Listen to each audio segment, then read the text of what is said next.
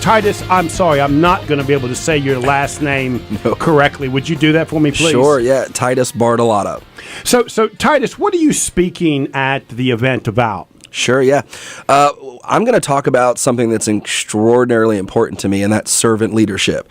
Dave's going to educate everybody about how there's lots of different levels to leadership and ways to get into it. But for me, servant leadership was my first entryway into leading others, and it speaks to my heart in such a big way.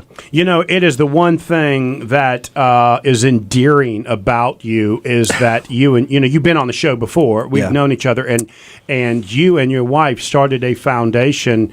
And I tell people this often, it is remarkable to see you guys start a foundation. Normally when I hear about foundation, I think these are multimillionaires coming up with some way to serve the community. And you guys did it with 2 dimes and a prayer. Talk just a little bit about that. Sure. Well, thank you for letting me. My wife Christina and I, about 3.5 years ago, we found out something that devastated us emotionally and spiritually. We found out that Mecklenburg County wasn't rated very well for a statistic of if you start off in poverty, you die in that same poverty. And we just thought we lived in a community that had about as many churches and charities per capita as anywhere else. And we just said, why? And it didn't make sense. And my wife, who was born and raised in Charlotte, North Carolina, I came here from New York, but I was about 7 years old, so the Carolinas is home.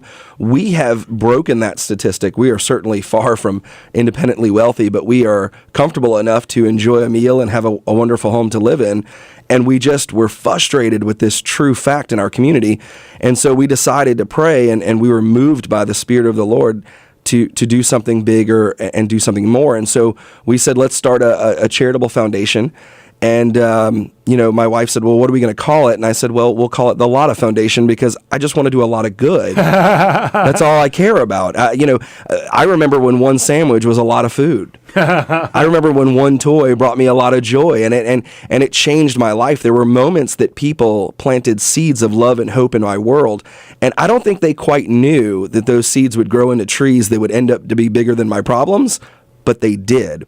And so if it wasn't for moments of just random kindness that reminded me, and I'm sorry if this is brash, but it reminded me that not everyone sucks, okay? Yeah. And that means that I don't have to, and it changed my world as a young person. You can say whatever you want, because any penalties we get from the FC, I'm going to blame it on Wes. Go right ahead. Yeah, so we just, we thought we could do more. We thought we could be more, and what I love about the word Lotta is there's no finish line, Joe. When people ask me all the time, how many toys do you want to raise? How many kids do you want to feed? How much good do you want to do? And I tell them a lot of good, and they go, well, how much is that?